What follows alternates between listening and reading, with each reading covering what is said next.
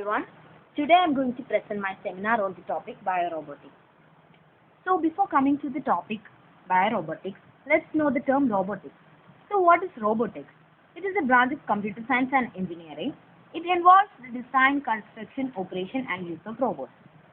So the major goal of robotics is to design machines that can help and assist humans. So now let's get back to the topic Bio Robotics. So what is Bio Robotics? Bio Robotics is a science that combines the field of biomedical engineering, cybernetics, and robotics. This is to develop new technologies that integrate biology with mechanical systems. So this is used to develop more efficient communication, alter genetic information, and create machines that imitate biological systems. Next, we have basic technologies of biorobotics. So it includes sensors, actuators, and control systems. So they play crucial roles in enabling interaction between robots and biological systems. So these components allows robots to sense their environment, perform specific tasks, and to respond to changing conditions. So what are sensors used for in biorobotics? So it is used to capture information about the biological systems such as biological signals or environmental conditions. Some of the common types of sensors used in biorobotics are bioelectrodes, imaging sensors, etc. Now we have actuators. So actuators are used to mimic or assist biological movements. Some commonly used actuators are electric motors, pneumatic actuators, etc. Finally, we have control systems. And control systems in biorobotics are responsible for processing sensor inputs, making decisions, and generating commands for actuators. So control systems are basically used for actuators. So basically, these technologies are used to create robots that interact with biological systems. So next, we are moving on to the topic mechanisms. So the mechanism behind biorobotics involve the integration of various biological principles and technologies. And here we have some of the key mechanisms used in biorobotics. The first one is biomimicry. So second one is soft robotics. Next is neural control. Next one, bio-inspiring sensing. Next, tissue engineering and biomechatronics. And the last one, biohybrid systems. So first we have biomimicry. So what's biomimicry? For what is biomimicry used? So this approach focuses on understanding the biomechanics, locomotion, and sensory capabilities of organisms, and also replicating them in robot design. Basically, studying and imitating biological systems to create robots with similar structure or function. So some of the biomimetic robots are robotic fish, insect-inspired flying robots, etc. Okay, now next we have soft robotics. So soft robotics are inspired by the adaptability and dexterity of biological organisms such as octopuses and worms. So these robots often employ materials and mechanisms that enable them to interact with delicate or complex environments more efficiently than rigid robots. These soft robots are better than rigid robots. So it has good interaction, better than rigid robots. Okay. Now next we have neural control. So this approach aims to replicate or simulate the neural process involved in sensory perception, decision making, etc. So by incorporating neural control, robots can exhibit more sophisticated behaviors, adapt to changing environments, etc. Next we have bio-inspired sensing. So this involves developing sensors or sensor systems that mimic or are inspired by biological sensory organs. Okay, so next we have tissue engineering and biomechatronics.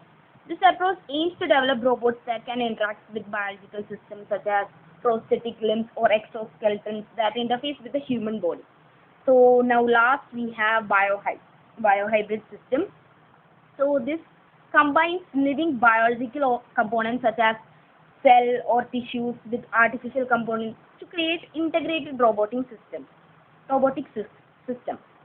So these mechanisms represent just a few examples of diverse approaches used in biorobotics. The field continues to evolve in the future and have more mechanisms than this. So these are some of the few examples of the mechanisms. Now next we have the availability of robotics.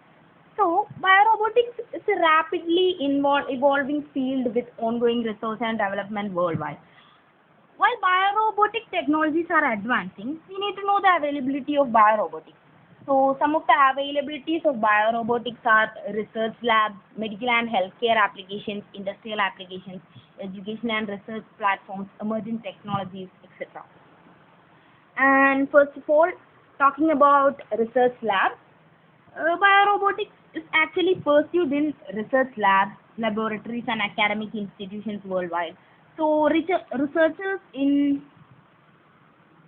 researchers in fields such as robotics, biology, biomechanics, and biomedical engineering, etc., are continuously working on advancing biorobotic technologies on these research labs. So research lab is an availability of biorobotics. So next we have medical and healthcare applications. In medical field, biorobotics has gained significant attention.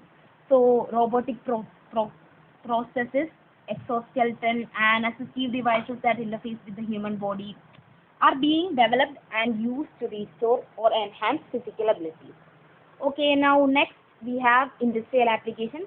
So bio-inspired and bio-integrated robots are finding applications in various industrial sectors. So next we have education and research platforms. So research and educational platforms provide a starting point for individuals interested in the field. So they too play a major role in the availability of biorobotics. So next we have another emerging technologies. Some biorobotic technologies are still in research or early development stage and many not be widely available yet. So the availability of biorobotics is continuously expanding and advancements are made and technologies mature. So next we have the future scope of biorobotics. So the future scope of biorobotics is promising. Some of the potential areas of future development and opportunities are medical and healthcare, rehabilitation and assistive devices, human-robot interaction, biohybrid systems, exploration and environmental applications, ethical and social considerations. So first we have medical and healthcare.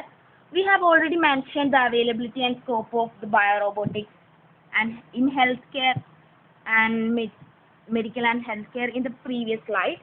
So next we can move on to rehabilitation and assistive devices. So advanced robotic systems can aid in the recovery and rehabilitation of individuals with physical disabilities or injuries. So this can be helpful in this way. So next we have human-robot interaction, and the future of biorobotics will have the development of robots that can interact with humans in more effective and natural ways. So this is a future promise stuff, that human-robot interaction. So next we have biohybrid systems, the integration of living biological components with robotic systems. This will continue to develop in future too. And exploration and environmental applications, such as developing robots that may be capable of autonomously adapting to changing conditions, designing robots to navigate and interact with complex terrains, underwater, environmental, outer space. So the scope of biorobotics is increasing day by day. And next we have ethical and social considerations. So as biorobotics is advancing, there will be a growing need to address ethical and social implications like privacy, autonomy, safety, etc. And next we are moving on to the topic. Next we have the future scope. We are moving on to the topic advantages and disadvantages of biorobotics. So as we all know, everything have advantages. Every new have advantages and disadvantages. So biorobotics too have advantages and disadvantages. It is important to consider both aspects. Like here we have some advantages and disadvantages. In every aspect we have advantages and disadvantages. So first we have, now here we have the advantages of biorobotics. First one is bioinspiration. Next one is interaction with biological systems, improved safety and compatibility, enhanced sensing and perception. So what is bioinspiration? Biorobotics draws inspiration from biological systems, allowing for the development of robots with enhanced capabilities. This is called as bioinspiration. This is an advantage of biorobotics. And next we have interaction with biological systems. So this open up possibilities for applications in healthcare, rehabilitation, prosthetics, and environmental monitoring, where robots can access, document, or study biological processes. So biorobots can interface with and interact with biological systems such as human body or natural environments. So interaction with biological systems means this. Next we have improved safety and compatibility. So this means that soft and bio-inspired robots have the potential to reduce the risk of injury or damage during physical contact, enabling safer human-robot collaboration. It's something about safety. And next we have enhanced sensing and perception.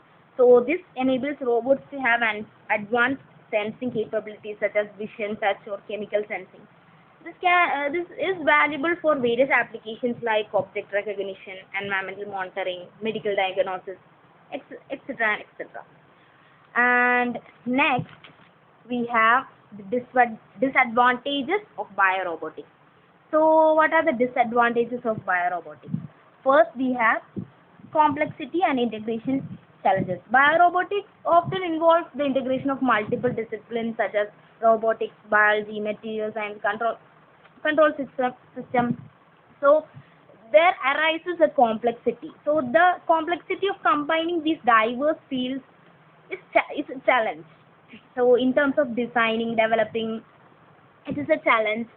And integration of biological components with artificial structures can also pose technical challenges. So basically it's a challenge to combine many fields in terms of designing and developing and all. Okay, now next we have limited understanding of biological systems. So despite advancements in biorobotics, our understanding of biological systems is still limited in many aspects. So this is needed to be improved or enhanced. So last we have regulatory and safety issues. The development of biorobotics may involve regulatory challenges due to the involvement of biological components or interactions with living organisms. So basically more interaction of robots with living organisms, this may cause harm in some certain situations. So overall, biorobotics offers significant advantages. It also has challenges and limitations. That's all. And next we are moving on to the complete analysis report, like the executive summary of the topic biorobotics. So biorobotics is a field of combining biology and robotics and engineering to develop robots that mimic or interact with biological systems. So an overview is that biorobotics is developing day by day, and biorobotics presents significant opportunities for innovation and advancement in various domains, while it offers advantages such as bioinspiration, interaction with biological systems, and improved safety, and also challenges related like complexity, limited understanding of biology, and ethical considerations needed to be addressed. By focusing on these areas and exploring potential applications in healthcare, rehabilitation, and industrial sectors, biorobotics has the potential to transform industries and improve the quality of life. So basically this is the idea about biorobotics and what biorobotics is used for. So that's all, and thank you.